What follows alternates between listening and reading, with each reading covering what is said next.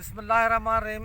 मुझे सिंध धरती जा प्यारा आबादगार साथियो दोस्तों, अॼु आऊं नवाब शाह शहर जे भरिसां ख़ासकेली सीड कॉर्पोरेशन जे फील्ड में मौजूदु आहियां ऐं मूंसां ख़ासकेली सीड कॉर्पोरेशन जो मैनेजिंग डायरेक्टर भाउ रज़ामंद ख़ासकेली मौजूदु आहे गॾु। ऐं जॾहिं बि असां नवाब शाह या हिन खां अॻिते सखर ॾे वेंदा आहियूं, हितां लंघणु थींदो आहे त तक़रीबन हिननि जो जेको हीउ प्लाट लॻल आहे रोड जे भर में, जंहिंमें BNS जूं लाइनूं लॻियलु आहिनि, यानी ॿिजनि जी मुख़्तलिफ़ ॿिजनि जी सिलेक्शन थियल आहे ऐं नंढा नंढा प्लाट लॻल आहिनि जेके अॼु बि हिते मौजूदु आहिनि। त मुंहिंजो हितां गुज़र थियो त पोइ मूं चयो त अॼु जेको आहे सो ख़ासकेली सीड कॉर्पोरेशन वारनि जी फील्ड खे विज़िट कजे।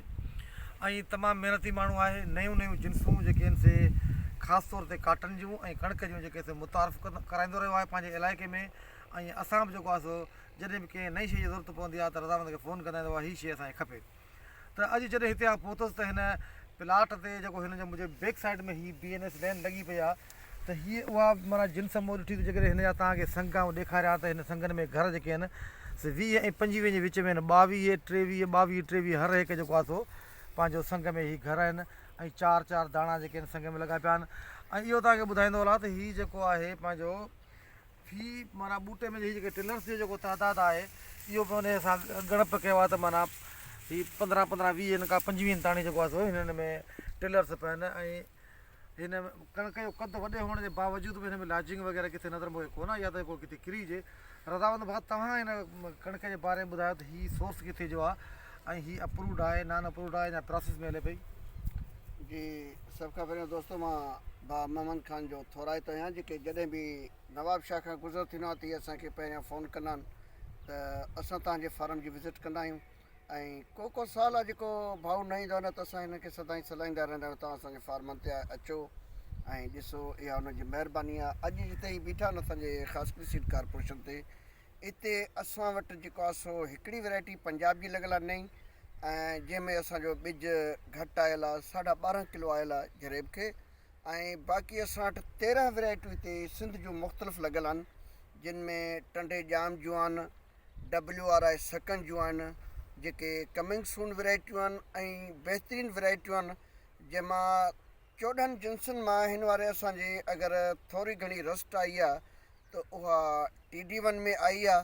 बाक़ी 13 में असांजी का बि रस्ट न आई आहे ऐं न को अहिड़ो इशूज़ पैदा थियो आहे। हीअ तव्हां ॾिसो, हीअ बि असांजी जेको आहे सो सिंध जी वैरायटी आहे, WRI वारनि जी कमिंग सून वैरायटी आहे। ऐं हिन में तक़रीबन माना 25 खां 30 ताईं टेलर्स आहिनि। भाउ मोहम्मद ख़ान चयो त तव्हांजे ॻाल्हि कटिया जेकॾहिं पाण ॿुधायो त जेको तव्हां फील्ड में हुन पासे तव्हां कैमरा जी मदद सां ॾेखारियो त इहो जेको तव्हां प्लाट लॻायो आहे थोरो अॻिते हलो त पोइ इन में तव्हां फी एकड़ खे घणो विझंदो आहे? त हीअ जेका जिन्स आहे असां वटि हीअ पंजाब जी वैरायटी आहे, नई वैरायटी आहे। असां ही पहिरियों साल लॻाई आहे ऐं हिन खे असां एकड़ खे ॿिज 25 किलो ॾिनो आहे। ऐं असांजो पहिरियों साल आहे, हिन खे असां हुन प्लाट में बि लॻायो आहे त जीअं हिन जी प्योरिटी मेंटेन करे सघूं। ऐं माशाल्लाह ही भली वैरायटी आहे ऐं नई वैरायटी आहे, तंहिंजे करे असां अॻिते वधाईंदासीं। ऐं असांजी इहा ई कोशिशि आहे त असां वधि में वधि जेको कमु कयूं उहो सिंध जे वैरायटियुनि ते कयूं, उहे चाहे काटन जूं हुजनि चाहे वीट जूं बि हींअर असां वटि इमदाद आहे, सिंधु आहे, TD1 आहे, बेनज़ीर आहे।